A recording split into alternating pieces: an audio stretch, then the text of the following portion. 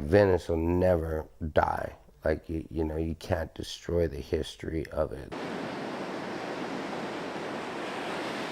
I moved here when I was 3. My mom moved here, and that was in the late 70s. I stayed because this was where my family was. You know, I had my mom and my sisters. We all grew up here, and what made it unique was the diversity. The best place in the world to do fitness is right here. Every day, 6 hours a day. It's a culture thing, you know, everybody has common interests here. I love Venice Beach because of the parade of humanity that comes out here. So many different people, artists, musicians, runners, bike riders, and just everyday people walking about having a good time.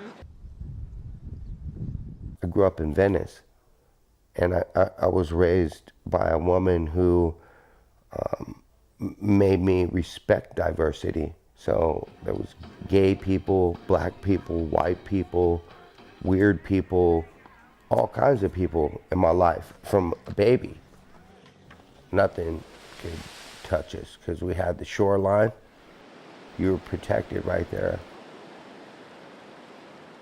This guy was talking on the bus this morning, and he was saying that he was asleep in his tent, and he said that the water came in and washed his tent in the ocean, like almost drowned him. The flooding in California is like been happening. When you live on the beach, it can be dangerous. I'm a research policy and planning specialist with the University of Southern California's Sea Grant program. Sea Grant programs are programs that are funded by the federal government through the National Oceanic and Atmospheric Administration. And they are all over the country. There are 33 of them in all coastal and Great Lakes states. What I focus on at Sea Grant is bringing kind of the best available science and research to decision makers in California. So I focus specifically on climate change and coastal impacts. So what are the issues that we face on our coastline? We've always experienced coastal issues with coastal erosion, storms that have happened on our coast. Every few years we have what's called an El Nino event where the waters off the coast are especially warm and can cause some coastal storms both through precipitation and rain. So those issues that we've seen along our coast will be exacerbated as sea level rise is added to the equation. So in Southern California, we expect over the next 100 years to have sea levels rise somewhere between 1 to 5.5 feet along our coast. And it's a big range, and the reason for that range is that we don't know yet about how as a global community we are going to either stay on the present track in terms of greenhouse gas emissions and the CO2 that we emit into the atmosphere, or if we're going to come together as a global community and try to reduce those. This is a big topic that was discussed internationally at the Paris meetings. But unfortunately, we look like we are going to stay on the same track, and so that may result in higher levels of sea level rise, closer to about the 5.5 feet along our coastline. It attracted artists, like true artists. It attracted like a community of people that have they had like a common goal, the same mindset. It was a haven. We had people from all walks of life. You know, there was, diversity, true diversity. And, the main thing we had in common is that we're all broke. We're all poor kids. And we had a little piece of heaven. We had Venice. It was like the ghetto right by the beach. You're behind enemy lines all the time, either against the cops or the gang members. So right here, it's like a little piece of heaven, a little peaceful place where you can do your thing, take your time, and enjoy it, connect with other people. No, it's a great environment, and this is like where it all happens. Is where you can turn around and see one of the inventors of skateboarding skating next to you. It's a cool place, but you got to come here with respect because this is where the sport was invented. There's no better place in the world to come for positive energy, for all types of people to help each other, to learn, to teach, and improve one another.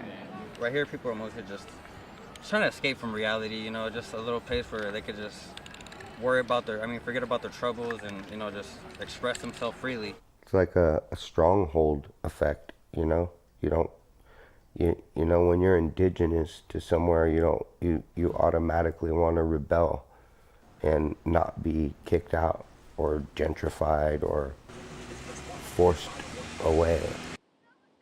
There's going to be some substantial changes to a lot of coastal areas. Things move so fast that it's hard to know kind of what the shape of Venice or LA is going to be like 10 years from now. Things have changed from the past, and what we experience today as normal was not normal 50 years from now. You know, I think a common misconception of folks is they always want, you know, it was always better back in the day, and they always want it to be like it was. And it's not going to be that way. I feel like I'm losing that every day when I walk the streets that I grew up on, you know, and there's these $1 million homes. I feel that every time I've lost those that are close to me. You know, I was willing to die for these streets, just a couple of city blocks. And, you know, there's corporate millionaires that are putting millions of dollars on these blocks, but they never put their life into it. They weren't ready to die for Venice. Now it's like a European man bun village. The Venice Boardwalk and Santa Monica Pier complex, that little corridor between the two, I've heard it's one of the most trafficked areas in California besides Disneyland. If you go there in the heat of summer, it feels that way, and that's definitely a huge economic driver. In recent years, with what some people have called Silicon Beach, or, you know, the small tech boom within the Venice community, has caused rent to dramatically increase, as well as a lot of the smaller single-family residences to be bought by much wealthier individuals and, you know, remodeled. I'm a part of that shifting demographic of Venice as a affluent straight white male that works at a university, and, you know, that's definitely has not been the traditional demographic of Venice. Most communities right now are really at the stage where they're starting to evaluate what are their risks. Most cities aren't at a point where they're implementing strategies. You know, why it's, you know, we're looking at 100 years out, and that's why it's so important to plan now for the next 20 or 30 years. Venice in particular is currently updating its local coastal program, and it's really at the early phases. So every winter they do this temporary storm barrier. So they artificially build a dune. You know, it's maybe 20 feet high, and they're in segments depending on where they are. But the idea being, you know, we'll build this dune system that if a storm comes in and there's a lot of wave uprush, it will hit this dune, and that dune will dampen the energy before it gets to any resource behind it, whether it's a park or the skate park, or the boardwalk, or, you know, somebody's home or a road or something like that. So yeah, we do a lot of professional development for local government officials, for organizations that have sort of a role in planning for climate impacts. So we do a lot of trainings and events. Ultimately, you know, while what we do is really important, it's also the next generation of people that will help kind of shape how our communities will look in the future.